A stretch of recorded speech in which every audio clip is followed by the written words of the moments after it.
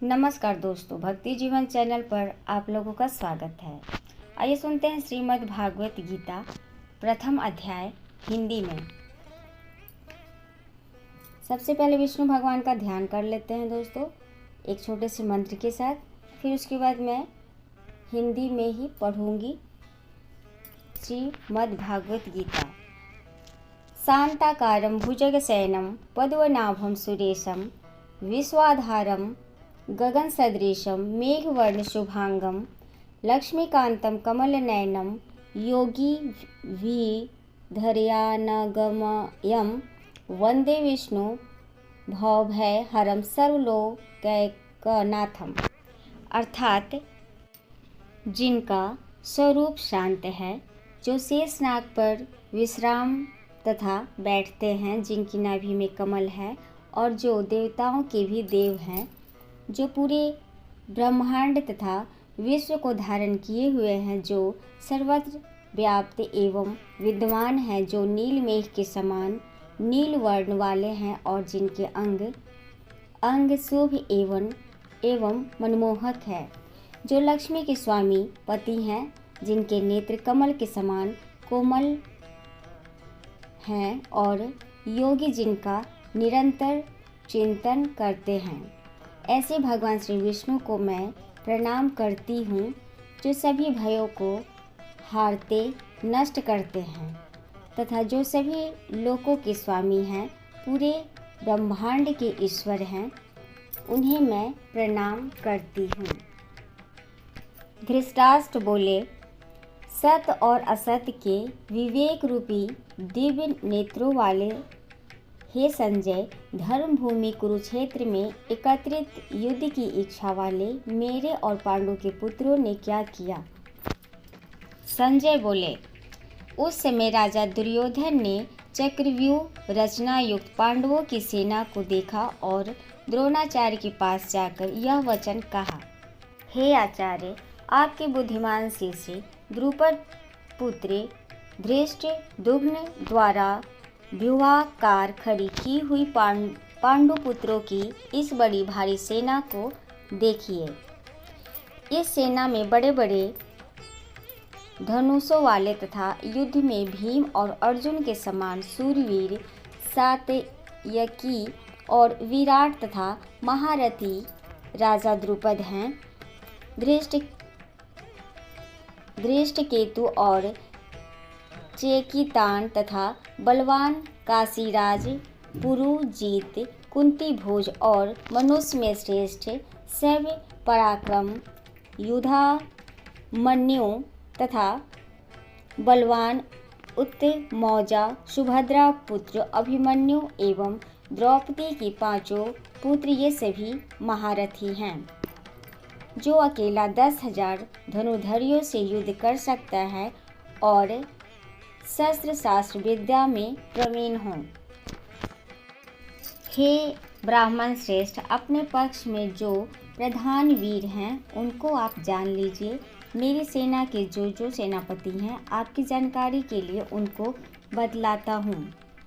आप द्रोणाचार्य और पितामह भीम तथा कर्ण और संग्राम विजयी कृपाचार्य तथा अश्वत्थामा, विकर्ण और सोमदत्त का पुत्र भूरिश्रवा और भी बहुत से शूरवीर, जिन्होंने मेरे लिए अपने जीवन की आशा त्याग दी है, अनेक प्रकार के शस्त्रार्थों से सुसज्जित और सभी युद्ध में कुशल हैं।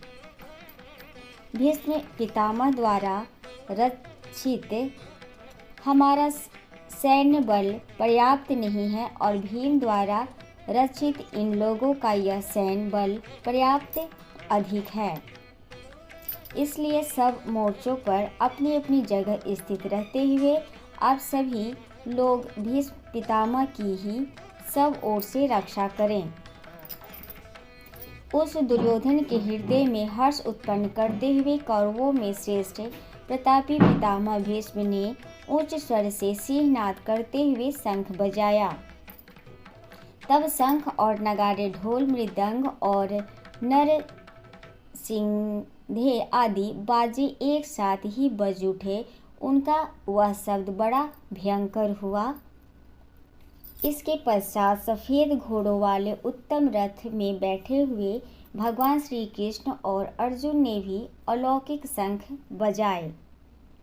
भगवान श्री कृष्ण ने पांचजन्य, अर्जुन ने देवदत्त और भयानक कर्म वाले भीमसेन ने पांडु नाम वाला महाशंख बजाया। कुंती पुत्र राजा युधिष्ठिर ने अनंत विजयी और नकुल सहदेव ने सुघोष और मणि पुष्पक नाम वाले शंख बजाए। ध्रुव, हे राजन, श्रेष्ठ धनुष वाले काशीराज और महारथी शिखंडी एवं धृष्ट दुग्न राजा विराट और अजय सात्यकी द्रुपद एवं द्रौपदी के पांचों पुत्र और बड़ी भुजाओं वाले सुभद्रा पुत्र अभिमन्यु ने पूरी तरह से अपने अपने शंख बजाए। उस भयानक शब्द ने आकाश और पृथ्वी को भी गुंजाते हुए धृतराष्ट्र के पुत्रों के हृदय विदीर्ण कर दिए। हे राजन, इसके बाद कपिध्वज अर्जुन ने धृतराष्ट्र संबंधियों को व्यूह में स्थित होकर शस्त्र चलाने के लिए तैयार देखकर धनुष उठाकर सबके हृदय के स्वामी भगवान श्री कृष्ण से यह वचन कहा, हे अच्युत, मेरे रथ को दोनों सेनाओं के बीच में खड़ा कीजिए और जब तक कि मैं युद्ध क्षेत्र में स्थित इन विपक्षी योद्धाओं का निरीक्षण न कर लूं कि इस युद्ध में मुझे किन किन के साथ युद्ध करना योग्य है। दुर्बुद्धि दुर्योधन का युद्ध में प्रिय चाहने वाले जो राजा युद्ध की इच्छा से इस सेना में आए हैं, उनको मैं देखना चाहता हूँ। अर्जुन बोले। संजय बोले, अर्जुन के द्वारा इस प्रकार कहे जाने पर भगवान श्री कृष्ण ने दोनों सेनाओं के बीच में उस उत्तम रथ को खड़ा कर दिया और कहा, हे पार्थ, युद्ध के लिए एकत्रित हुए इन कौरवों, प्रमुख रूप से भीष्म और द्रोणाचार्य तथा संपूर्ण राजाओं को देखो। गुडाकेश मोह निंद्रा को जीतने वाला अर्थात अर्जुन ऋषि के सबके शरीर के मध्य हृदय में स्थित और उसके स्वामी श्री कृष्ण। इसके बाद पृथापुत्र अर्जुन ने उन दोनों ही सेनाओं में स्थित पिता, ताऊ, चाचा, पितामह, आचार्य, मामा, भाई, पुत्र, पौत्र, मित्र, ससुर और सुहृदों को देखा। उपस्थित उन सभी बंधुओं को देखकर वे कुंती पुत्र अर्जुन अत्यंत करुणायुक्त होकर शोक करते हुए यह बोले।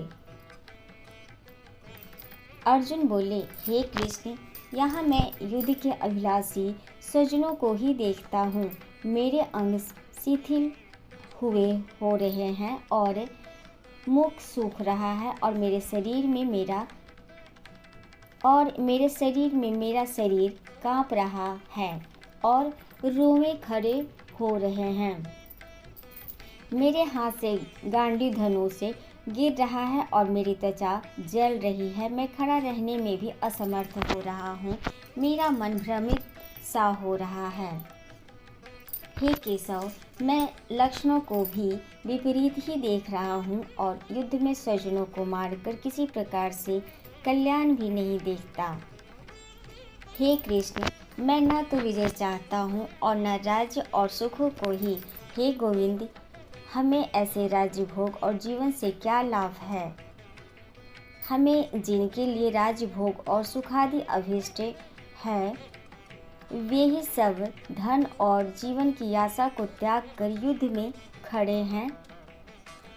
आचार्य गण, पिता, ताऊ, चाचा, पुत्र और पितामह और मामा, ससुर, पौत्र, सालिक तथा और भी संबंधी, हे मधुसूदन, इनके द्वारा मुझे मारने पर भी अथवा तीनों लोकों के राज्य के लिए भी मैं इन सबको नहीं मारना चाहता। फिर पृथ्वी के लिए तो बात ही क्या है। हे जनार्दन, धृतराष्ट्र के पुत्रों को मारकर हमें क्या प्रसन्नता होगी? इन आतताइयों को मारकर तो हमें पाप ही लगेगा। आग लगाने वाला, विष देने वाला, हाथ में शस्त्र लिए हुए धन छीनने वाला, जमीन अथवा पत्नी का हरण करने वाला, इन 6 कार्यों को करने वालों को आतताई कहा गया है। नीति शास्त्र के अनुसार सभी आतताई वध के योग्य हैं। उनका वध बिना विचार किए किया जा सकता है और उनके वध में कोई दोष नहीं है। इसलिए हे माधव, हमारे लिए अपने ही बांधव धृतराष्ट्र पुत्रों को मारना उचित नहीं है, क्योंकि अपने ही कुटुंब को मारकर हम कैसे सुखी होंगे।